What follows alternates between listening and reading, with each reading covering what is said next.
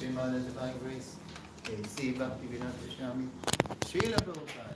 Jai. Grantharaj. Bhagavatam ki jai. Nitai Gaur Premanandi. All glories to the assembled devotees. All glories to the assembled devotees. All glories to the assembled devotees. All glories to Sri Guru and Gauranga. All glories to Sri Prabhupada.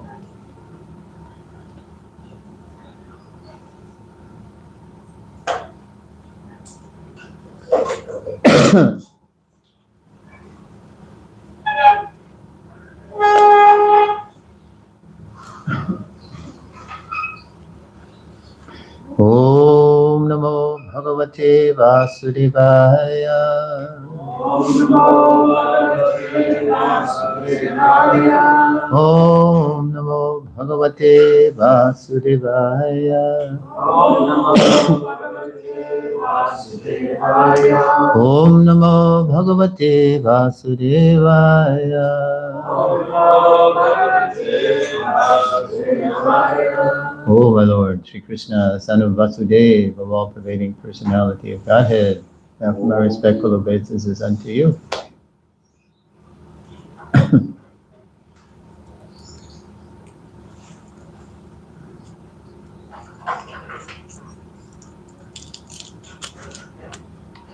You want any water? No, the drop is fine. Thanks. Reading from the Srimad Bhagavatam, translation and commentary by Srila Prabhupada. Canto 4, the creation of the fourth order, chapter 31 now. Narada instructs the Prachetas. Today's text number 2. Dikshita Brahmasatrena Dikshita Brahmasatrena Sarvabhutatma Vedhasa Sarvabhutatma Vedhasa Pratichang Dishivelayam Pratichang Dishivelayam Siddho Bhudyatra Jajalahi Siddho Bhudyatra Dikshita Brahmasatrena Dikshita Brahmasatrena Sarvabhutatmamedhasa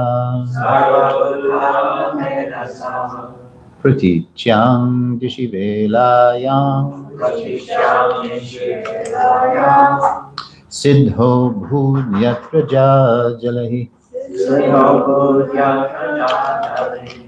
Dikshita brahmasatrena Sarvabhutatmamedhasa Pratityang dishivelayam Siddho bhudyatra jalahi Dikshita brahmasatrena Sarvabhutatma medasa Praticham Nishivelayam Siddho bhudyatra jajali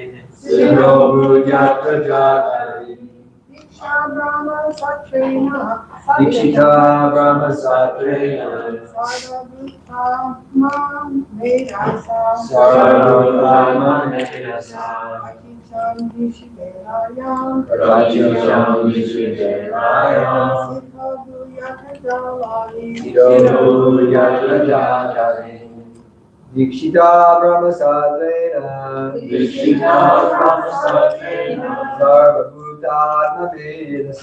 Sarvabhutatma medasa Praticham Nishivelayam Siddho bhudyatra jajali Dikshita brahmasatrena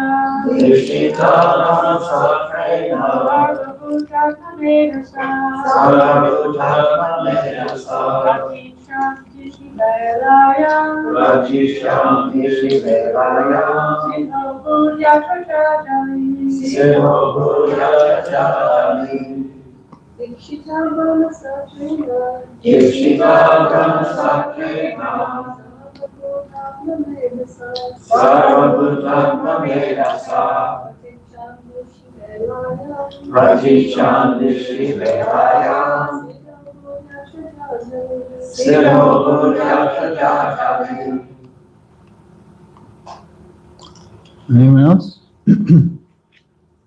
Word for word. Dikshitaha, being determined. Brahmasatrena, by understanding of the Supreme Spirit. Sarva, all. Bhuta, living entities. Atma medhasa, considering like oneself. Praticham, in the Western.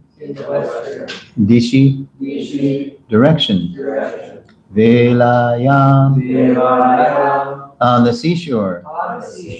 Siddha, perfect. Abhut, became. Yatra, where. Jajalahi, the great sage Jajali. Translation, this is still Maitreya. The Prachetas went to the seashore in the west, where the great liberated sage Jajali was residing, after perfecting the spiritual knowledge by which one becomes equal toward all living entities. The Prachetas became perfect in Krishna consciousness. Please repeat, the Prachetas went to the seashore. In the west, where the great liberated sage Jajali was residing. After perfecting the spiritual knowledge, by which one becomes equal toward all living entities, the Prachetas became perfect in Krishna consciousness. Srila Prabhupada's purport. The word Brahmasatra means quote, cultivation of spiritual knowledge. Actually, both the Vedas and severe austerity are known as Brahma. Vedas tattvam tabo Brahma. Brahma also means, quote, the absolute truth. One has to cultivate knowledge of the absolute truth by pursuing studies in the Vedas and undergoing severe austerities and penances. The Prachetas properly executed this function and consequently became equal to all other living entities.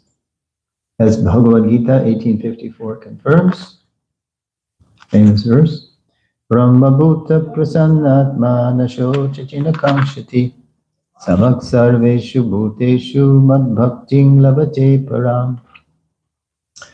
Quote, one who is thus transcendentally situated at once realizes the supreme Brahman and becomes fully joyful. He never laments nor desires to have anything. He is equally disposed to every living entity. In that state, he attains pure devotional service unto me. Unquote. When one actually becomes spiritually advanced, he does not see the difference between one living entity and another. This platform is attained by determination. When perfect knowledge is expanded, one ceases to see the outward covering of the living entity. He sees, rather, the spirit soul within the body. Thus, he does not make distinctions between a human being and an animal, a learned Brahman, and a Chandala. Vidya vanaya sampanne brahmane gavihastini shunichaiva shvapakicha pandita samadarshanaha. Quote, the humble sage, by virtue of true knowledge, sees with equal vision a learned and gentle Brahman, a cow, an elephant, a dog, and a dog-eater outcast. Gita 5:18. A learned person sees everyone equally on a spiritual basis. And a learned person, a devotee, wants to see everyone developed in Krishna consciousness. The place where the Prachetas were residing was perfect for executing spiritual activities, for it is indicated that the great sage Jajali attained mukti, liberation, there. One desiring perfection or liberation should associate with a person who was already liberated. This is called sadhu sangha, associating with a perfect devotee. Srila Prabhupada ki jai. Om Ajnana Timarandasya Jnananjana Shalakaya Chakshuram Militam Jena Tasmai Shri Gurave Namaha. I was born in the darkest ignorance, and my spiritual master is kindly opening my eyes with the torch of knowledge. I offer my respectful obeisances unto him.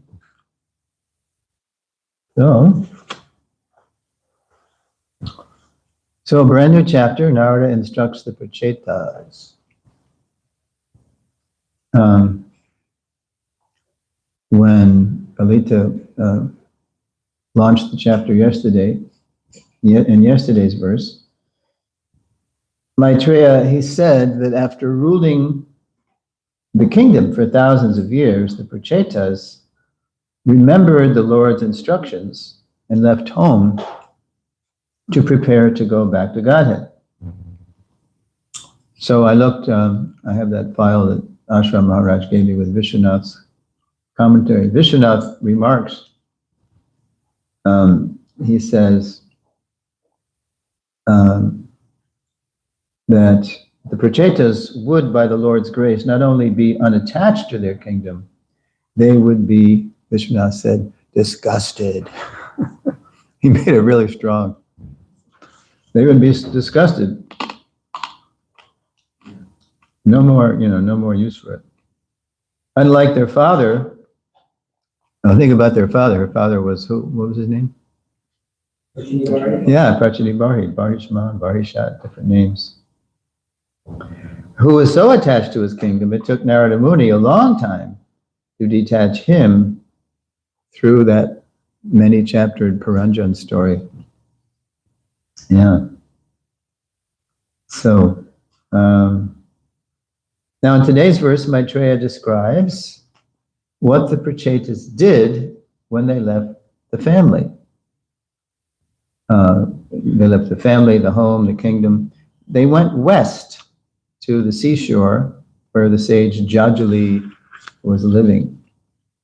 And in his purport to today's verse, Prabhupada cites, if you notice, two famous Gita verses, Gita shlokas, describing the equal vision of saints like the Prachetas. Anybody remember what we just read?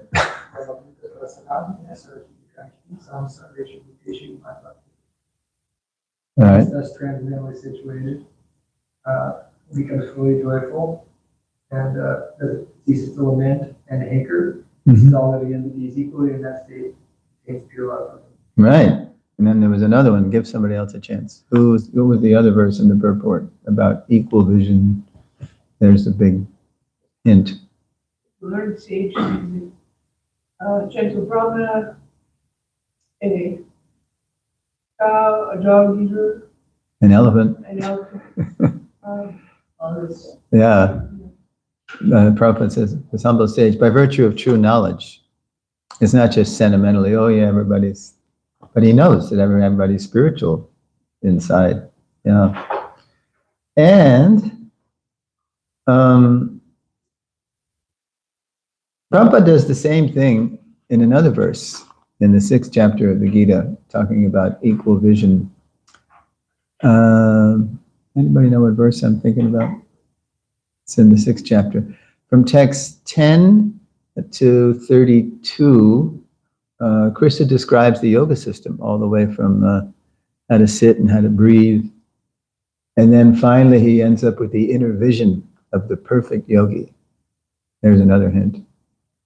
He is a perfect yogi who, By virtue of true knowledge, by comparison to his own self actually, sees the true equality of all beings, both in their happiness and their distress. Let's read that, because it's really, it's a big verse. It's kind of like, sometimes it's the compassion verse. It's almost like the golden rule too. Do unto others as you would have them do unto you. Or as the cynics say, before they do unto you. All right. It's Satmapamyena sarvatra samang pashyati arjuna sukham va yadiva dukkam sayogi paramo mataha. He is a perfect yogi who, by comparison to his own self, sees the true equality of all beings in both their happiness and their distress, O Arjuna. And yeah, I'm just going to read the brief purport.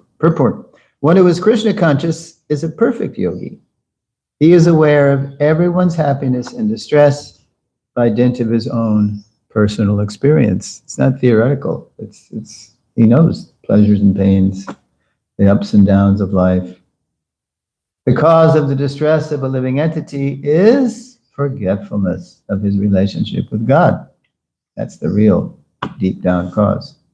And the cause of happiness is knowing Krishna to be the supreme enjoyer of all the activities of the human being, the proprietor of all lands and planets, and the sincerest friend of all living entities. The perfect yogi knows that the living being who is conditioned by the modes of material nature is subjected to the threefold miseries due to forgetfulness of his relationship with Krishna.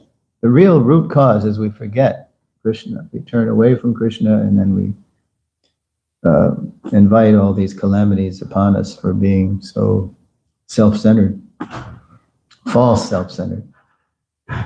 And because one is Krishna consciousness is happy, he tries to distribute the knowledge of Krishna everywhere. Since the perfect yogi, so that's the consequence. He's not just content to be happy, but he wants to make everybody else happy.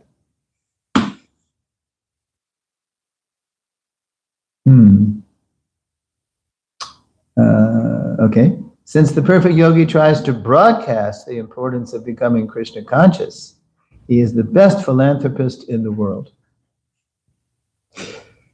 Bold statement, huh? And he is the dearest servitor of the Lord. And Prabhupada quotes the famous Vachachasman Manusheshu Kaschin Me Priya Kritama, Gita 1869. And then Prabhupada paraphrases. In other words, a devotee of the Lord always looks to the welfare of all living entities. And in this way, he is factually the friend of everyone. He is the best yogi because he does not desire perfection in yoga for his personal benefit, but tries for others also. He does not envy his fellow living entities. Here is a contrast between a pure devotee of the Lord and a yogi interested only in his personal elevation. The yogi who has withdrawn to a secluded place in order to meditate perfectly may not as a devotee who is trying his best to turn every man toward Krishna consciousness. So Prabhupada's not just shooting the breeze here. He's this is what he's doing. He's actually embodies this whole idea of distributing, of seeing everybody equally spiritually, and trying to distribute that vision everywhere. Okay, yeah, I'm going to read that, and then yes. So Prabhupada concludes today's purport by saying that the place where the Prachetas were to perfect spiritual lives was perfect. Does anybody remember why? Why was it perfect? Why did they go there, and why was it a perfect place from the purport? Yeah, because there was association of a great soul there. And not just because it was a nice place, It's like when they went in the beginning, they went to that place to do tapas, and then they met Lord Shiva. That made it a real great fortune. They met the topmost Vaishnava. And this is called Sadhu Sangha. This is what Prabhupada is saying. This is called Sadhu Sangha, associating with the perfect devotee. Then he cites, did he actually cite that? He didn't actually cite it, unless I'm reading another edition. Where did I get this? All right. Anyway, I'm going to give us some Sadhu Sangha verses, and it's not. I thought Prabhupada was going to quote, the famous Sadhu Sangha, Sarva Shastrikoi, Lava Matra, only for 11/5 of a second. It's so valuable. So you can detain all perfection, but he didn't. So we're going to look at, for the life of me, I thought that's what I read in this purport in my edition. Are they changing the books again? No. All right. Anyway, we're going to look at it. Maybe it was Vishwanath. Yeah, it was Vishwanath. It was in his commentary. Okay. All right. So Vishwanath quotes the Sadhu Sangha. Or he refers the reader to two places. And it's in CC, Madhya Lila, where Lord Chaitanya for many chapters is instructing Sanatana Goswami. And it's in text, where is it? 83, 84. So here are the two Bengali, and this is Lord Chaitanya talking about the value of association. Krishna bhakti janma mula hoya sadhu sangha, Krishna prema janmithin punak mukya anga. Quote, this is Mahaprabhu. The root cause of devotional service to Lord Krishna is association with advanced devotees. That's the root cause. And I think that's what Lalita and Kirtaneshwar, one thing when they were appreciating Sandamati on the birthday night, that was what they were saying. It's that they owe their whole spiritual life to Sandamati. Yes. Association with advanced devotees. Even when one's dormant love for Krishna awakens, association with devotees is still most essential. So not that, okay, I've met this great person now, business finished. No, I don't have to do anything else. No. And then Mahaprabhu quotes a verse from the Bhagavatam to Sanatana Goswami. I'll just read the English. Quote, "Oh my Lord." And who is this speaking? I forget. Anyway. "Oh infallible person." Well, it's Mahaprabhu quoting the verse, but I don't know who's in the verse. "When a person wandering throughout the universes becomes eligible for liberation from material existence," he's wandering throughout the universes, "he gets an opportunity to associate with devotees. When he associates with devotees, his attraction for you is awakened." That's when the attraction. By associating with devotees. We're known by the company we keep. That's the theme of in the new BTG that Sandamani was distributing. There's a nice piece on, I forget what it's called, but it's all about the value of the association of devotees. Maybe that's the title. "You are the Supreme Personality of Godhead, the highest goal of the topmost devotees, and the Lord of the universe." Okay, so now you might be wondering why I brought my laptop, and now we're going to go to, I'm going to set it on here. Every year, Krishna Kshetra Swami, you know him? Great soul. So he solicits, he's been doing this for a few years because now he's up to the 4th canto. He solicits, I think from his disciples, but also he just reaches out to other people. And I guess I'm on his list because he solicited me last year and here I am again. So he said, okay, and the whole idea is that he says, we're up to the 4th canto now. I want you to pick something from the 4th canto, anything, anywhere, from a verse or a purport, and I want you to write some reflection on it. And you can make your reflection a poem, you can make it a song, you can make it a stream of consciousness, you can make it an essay. So whatever you want. So I was ready for him this time because there's something in the 4th canto that I've always wanted to write something on, and now I got an opportunity.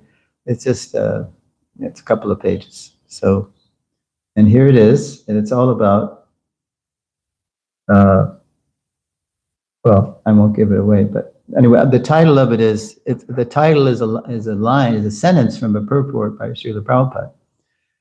And the sentence is, quote, "A devotee is as thoughtful as a non-devotee is speculative."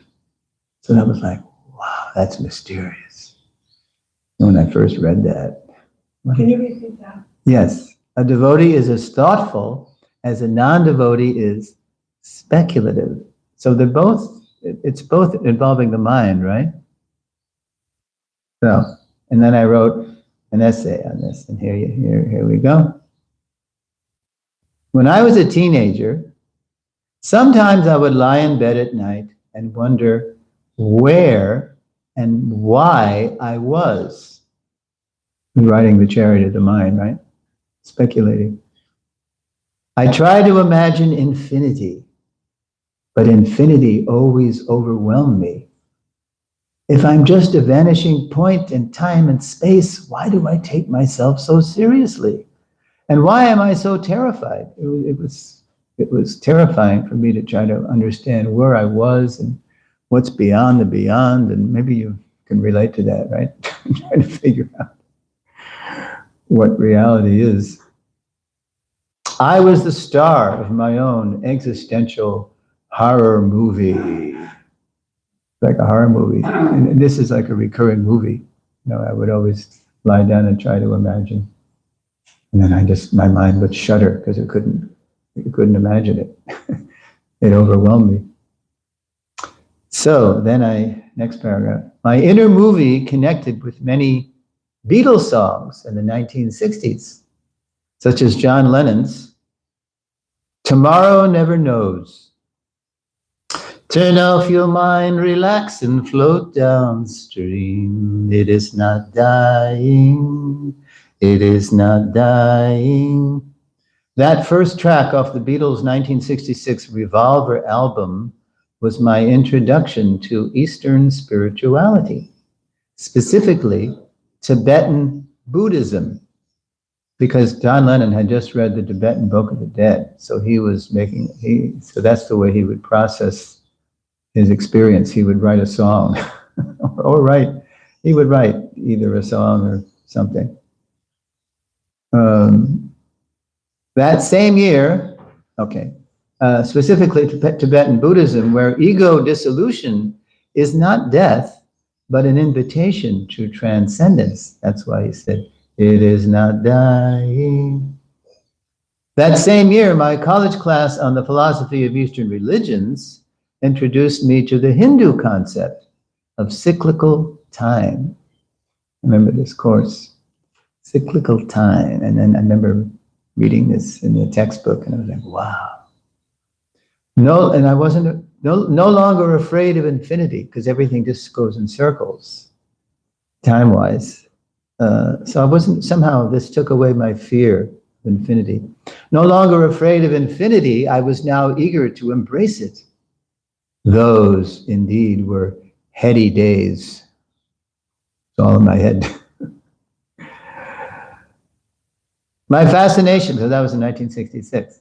My fascination with infinity reached its peak in 1968, when Stanley Kubrick released the sci-fi movie 2001, A Space Odyssey. Has anybody ever seen it? All right.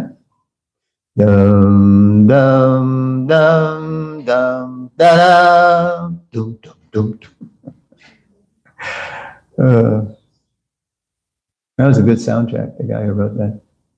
The movie reaches its climax when astronaut Dave Bowman, propelled through a surreal journey across space and time, encounters higher and higher dimensions till he rebirths as a, quote, star child. If you remember that part at the end. So, floating above the earth, the next stage of humanity's evolution.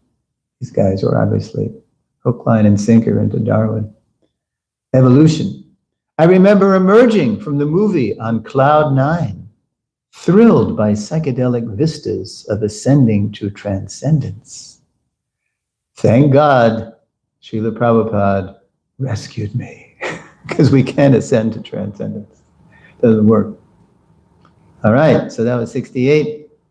So here's how Prabhupada rescued me. So that's all about, the whole point of this is the association with great souls. That's the tie-in with the Prachetas meeting Jajali. By 1970, His Divine Grace was grounding me through his books, especially Bhagavad Gita as it is and Srimad Bhagavatam, down to earth, yet out of this world. Which brings us to my fourth canto reflection, whose subject is a single line from Prabhupada's purport to 4:24:59. So this is in the purport to one of those chanting the song sung by Lord Shiva verses, 4:24:59. And here it is again, it's the title of my essay. Quote, a devotee is as thoughtful as a non-devotee is speculative. So when I read that, my reaction was, wow, that line hit me like a shot. I thought I had been thoughtful, but Prabhupada revealed that Lord Krishna's illusory energy had been playing me, baiting me to ride the chariot of the mind to nowhere for thousands and millions of years. Prabhupada's books were inviting me to leave infinity to Krishna. Let Krishna take care of that. And turn my fascination toward him. Yeah. As for the difference between being thoughtful and speculative, I found another Prabhupada gem among the nearly 7,000 letters he wrote. So there's a few where Prabhupada talks about this, but this is the best one. I did a word search in the database, and in a letter to Chaturbhuj, dated 21 January 1972, His Divine Grace noted that, so here it is, philosophical speculation is the same as mental speculation. So this is when it's philosophical, anyway, I'll just read, is the same as mental speculation if it is merely the random or haphazard activity of the brain to understand everything and making theories, ifs and maybes. So that's when it's not really, it's just mental, not really philosophical. But if philosophical speculation is directed by Shastra and Guru, if we use our mind to connect with Shastra and Guru, and if the goal of such philosophical attempts is to achieve Vishnu, the source of all the energies, then that philosophical speculation is not mental speculation. That's when it's good. And now, but Prabhupada, still you might have some questions, so Prabhupada, well, I say, to make Chaturbhuj understand his point, Prabhupada kindly gave an example to clarify the precept. So examples better than precepts, and now Prabhupada says this. It is just like this. Krishna says in the Bhagavad Gita that, quote, I am the taste of water. Philosophical speculation in the accepted sense, in the good sense, then means to try to understand, under the direction of Shastra and Guru, just how Krishna is the taste of water. So we've all had the experience of drinking water, and especially when we're really thirsty, and that quenching, especially if it's pure water, undiluted by, city chemicals or whatever, then we really appreciate that attractive, pure taste of water. Prabhupada's crowning touch to the letter was his own reflection on the great adventure of understanding Krishna. So this is how Prabhupada ends the letter to Chaturbhuj. The points of Bhagavad Gita, though they are simple and complete, can be understood from unlimited angles of vision. So our philosophy is not dry like mental speculation, because when you try to use your mind to try to understand the infinite or the absolute, or you always end up with something impersonal or void. Lay down all thoughts, surrender to the void. That was another lyric in the song. In the beginning, it was some, surrender to the void, right? Tibetan Buddhism. So our philosophy is not dry like mental speculation. The proper function of the brain or psychological activity is to understand everything through Krishna's perspective or point of view. And so there is no limit to that understanding, because Krishna is unlimited. And even though it can be said that the devotee who knows Krishna, he knows everything, still the philosophical process never stops. And the devotee continues to increase his knowledge even though he knows everything. Try to understand this point. And then I just conclude by saying, only by your mercy, Srila Prabhupada, otherwise like flotsam flying through space. That phrase, flotsam and jetsam. Like flotsam, flying through space, I'll surely get, quote, shipwrecked, as the philosopher Immanuel Kant put it, on the rocks of infinity, unquote. That's what happens. That's what was happening to me. I was getting shipwrecked. I couldn't, infinity was always overwhelming me. That's a lot to be grateful for and thoughtful about while serving your lotus feet.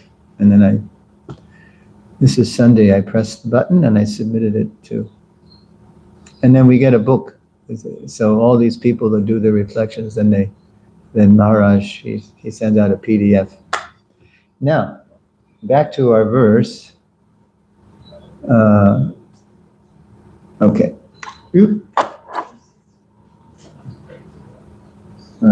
Yeah. So, well, let's see. Well, we have a little time. Would anyone, before we take questions, like to share how Prabhupada, or a devotee, a representative of Prabhupada, rescued them from the rocks of infinity or whatever? Yes, Kirtaneshwar.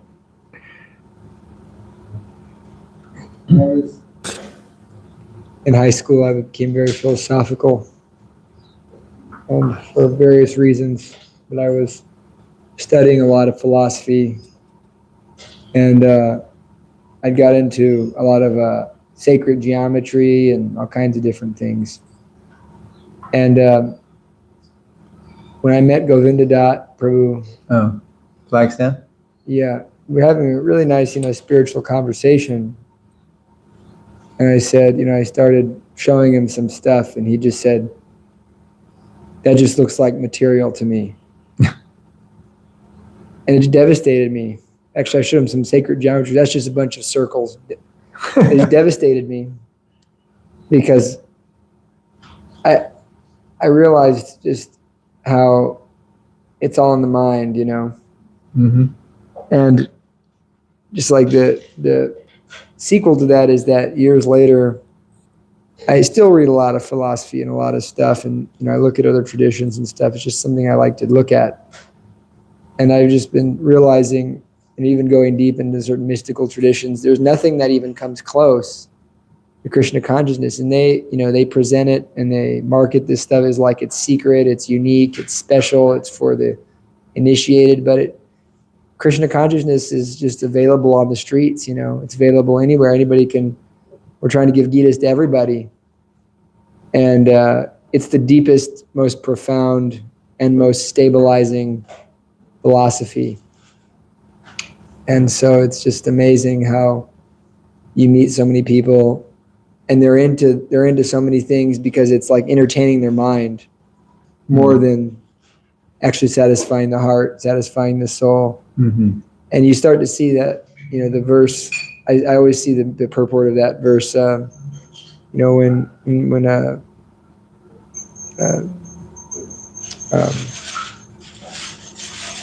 Shankaracharya was leaving his body, he was saying, your philosophical speculation and your word jugglery won't help you. Only, Bhaja Govinda, Bhaja Govinda, Bhaja Govinda. And you start to see that how even in the world of, non-devotees, like those who are very speculative at the time of death, they're freaked. But just like an old lady who prayed her whole life is so much more situated at the time of death than any speculator or scientist. So it's just really quite amazing. But devotion, even if it's to Jesus, just that devotional element is really what elevates us. Mm-hmm. Thank you. Alita. Yeah, so when right before the first Prabhupada book I read was The Science of Self-Realization. So right before that, I was going through this big struggle, and I had been a lifelong, believer in God, and I prayed often, but I felt like there was something missing. I kept trying to go deeper, and at the same time I was struggling so bad, and I just felt like I wasn't getting anywhere. And so then out of desperation, I was like, well, all right, I guess some people, they worship their ancestors, some people worship demigods, I haven't tried that, maybe I'll try that, and so I started sort of doing both simultaneously. And the funny thing was I was actually getting like results from this. But I firmly believe that was sort of the catalyst for that Science of Self-Realization literally dropping in my lap, because it was at the same time. And then I read that book and I was like, yes, of course, this is it. Like, I don't need to be doing those other things. And so it was quite funny, but it was just purely out of desperation, even though like I knew deep down like that wasn't the proper way to go about doing it, but I was just so desperate at that time for some kind of help, and they helped me, so they brought me to Srila Prabhupada. So Right. Yeah. Yeah, we got to be really desperate. I just remembered, while you were speaking, I remembered something that, because when I told in that essay how Prabhupada rescued me through his writings, down to earth yet out of this world. I remember last year when I was in Mayapur having lunch with my godbrother Pritu, German devotee.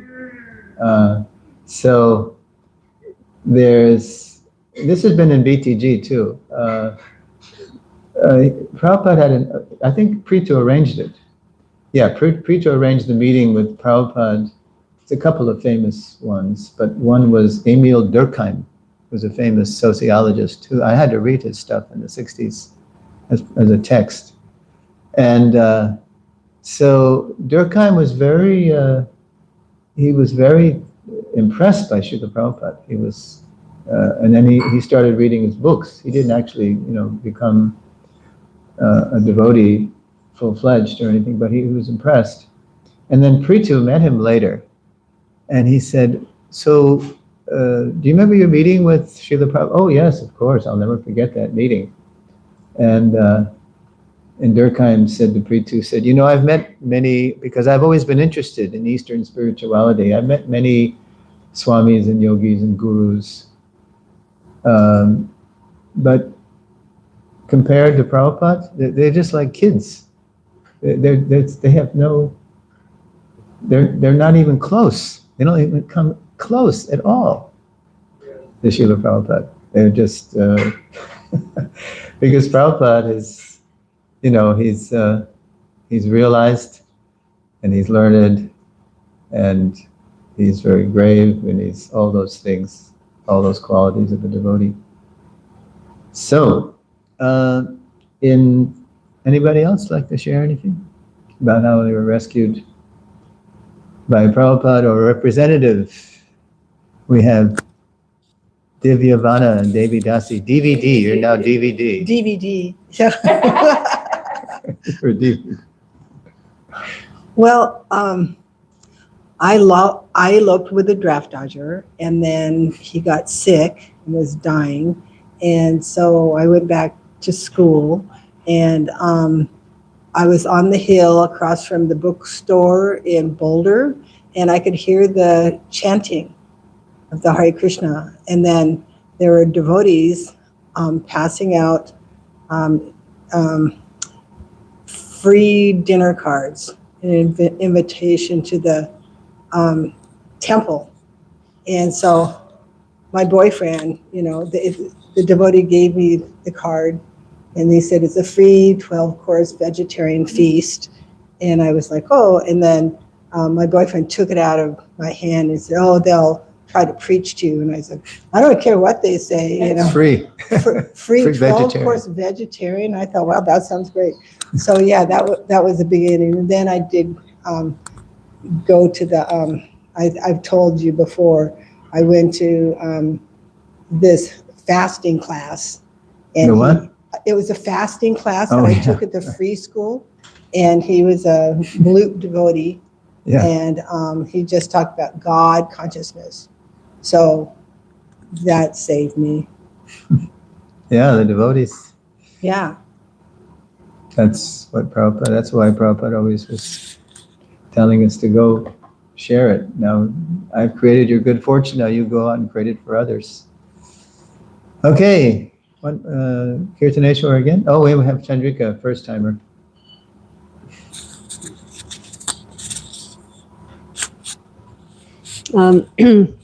When I was in India in 1989, and I was learning dance, Bharatanatyam and yoga, doing my teacher training and that. And then, I did go to Vrindavan around that time, but I also went to other ashrams I wanted to explore. So I went to, like Sai Baba and Ramana Vrindavan? Maharshi. No, just in India. In India, I just traveled to different. Yeah. I traveled to different ashrams, Sai Baba and Ramana Maharshi and Sri Aurobindo and different ones. And I felt like I got kind of something out of all of them, but somehow, even when I went to Vrindavan, I felt very connected there, and then even when I went back to England, in London, there's a lot of different ashram things that come up and talks and things like that. And but I always felt like, Hare Krishna devotees somehow connected. I felt that connection a lot more. Felt very connected with Srila Prabhupada. So I felt like it overpowered, all these. And people were like, "You saw Sai Baba, you saw God," and I was like, it just didn't feel as, all respects to him, but I felt that connection with Prabhupada way, way more stronger. Because you had read his books, or what was? Read his books, went to the temple, Oh, I used to go to the Soho Street Temple. Soho, okay. Yeah, but and the manor, and then I would go on camps. That was the other thing in England. I would teach yoga and dance on camps, and I would meet the devotees there doing food for life, and then we would do stuff together. And like one year we did like a Janmashtami and like that. So I was always coming across like devotees. There's a lot of shamanic stuff and all that going on as well. So kind of got exposed to a lot, but I felt definitely was more dominant was Srila Prabhupada and Krishna devotees. Right. All right. Prabhu. I do have a question, but I was thinking of this verse that I think about this a lot, because as I said, I do look into and explore a lot of stuff. But I remember that verse, when your mind is passed out of the dense forest of illusion, you will become indifferent to all that is heard and all that is to be heard. Yeah. And that's what you find in devotional service, because it actually fixes your mind. That's because it goes beyond the mind. It's actually in the heart. You stop thinking about all this nonsense. Oh, maybe it's like this, maybe it's like that. And it's just, you're out of that dense forest of illusion. It's a dense forest. You can't see anything that's going on. But when you have Krishna consciousness, then you take away the names. And that's what really impressed me about Bhagavad Gita. The main thing is that the philosophy itself is solid. It's not like we have a theology, we have, all of our, demigods and, Krishna has his pastimes, but just that philosophy of Bhagavad Gita, it can be applied anywhere and any time. And the element of devotion to God and dedicating our activities to God and freeing ourselves from reaction in that way is so solid that it's completely convincing. Yeah. And that's what convinced me. And then that's what convinced me Krishna's God too, is because no human could write this. Right. And so then that's where you make the jump into believing, the Krishna lift did go over downhill and all these things. Why not? But I have a question if there's any. My question is it was a nice class about association. So what is we're all lucky to be associating with devotees, but then we see, there are devotees who are, fortunate enough to get association with really advanced souls, they're associating with Radhanath Swami or something, And so do we have the same, is it the same reading Prabhupada's books? Is this association the same as associating with an advanced devotee in person? Would you consider it the same? And we know it's a paradox. This reminds me of, I don't know if I've mentioned this before, but when you hear Hari Shauri talk about his time with Prabhupada,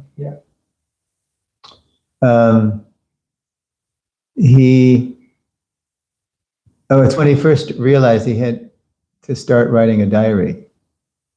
When he was called to be Prabhupada's servant in late 75, and people didn't want him to be a servant because he had been the temple commander in Vrindavan, and he was he had a fist fight with somebody in the temple.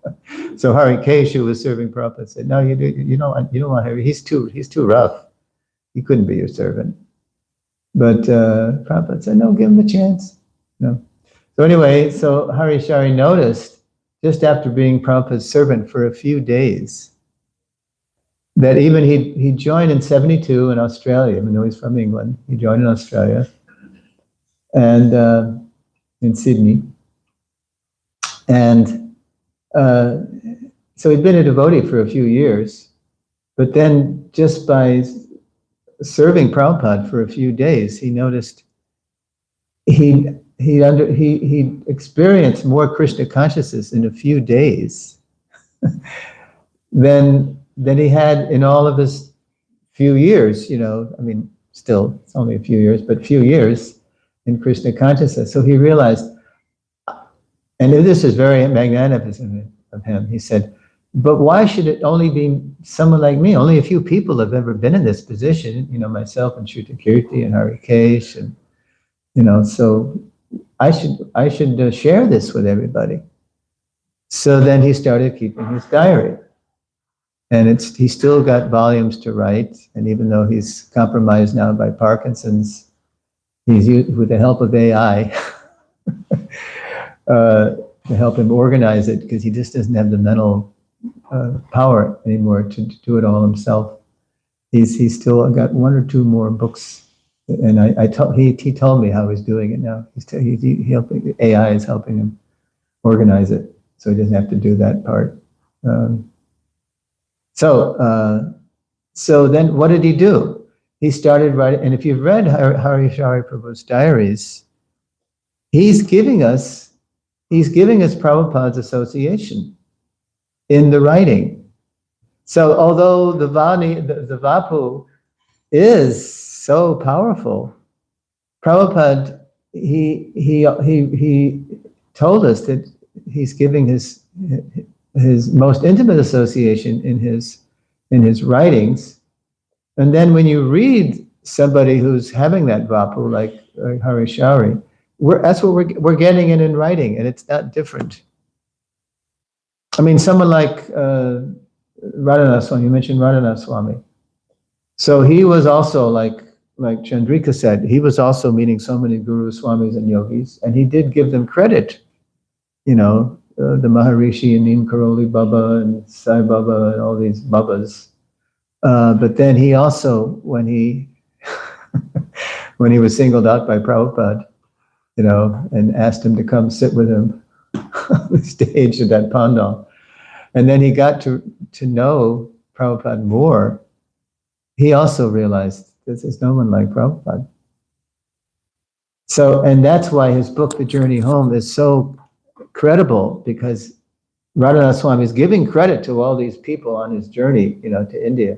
But then we're ending up with Prabhupada, and just see him sentimentally saying, "Oh, it's Prabhupada." No, because he's giving credit where credit is due, and then he's actually introducing us to someone who's beyond all those people, because he's seeing Krishna face to face. So it's a kind of paradox that and I saw Prabhupada maybe 6 or 7 times, 6, 7, 8 times, and I didn't even see him in an intimate, setting. I saw him just kind of from afar, because I was, like I mentioned before, I was afraid of Prabhupada. He was like a roaring lion, right? And if you weren't on fire with Krishna consciousness like him, he would just, it was too much. But even that was very powerful and very instructive. So both are there, the Vani and the Vapu, and there's no lack. And that's why Prabhupada insisted that his voice be recorded. And that's why he kept those tapes, even when he's alone. He's recording himself in that railroad car-shaped room, windowless room, and on the upper west side. That Dr. Mishra gave him a place, to do his translation work. And he's all alone. But we have that because Prabhupada's recording himself. Because he knew it would be important. So we can associate with him through his voice, through his writings, through the the memories of so many devotees. And there's no loss. And I don't know if I answered your question, but okay, it's time for Krishna Prasad. Srila Prabhupada ki jai. Gaur Bhaktivinoda ki jai. Ooh.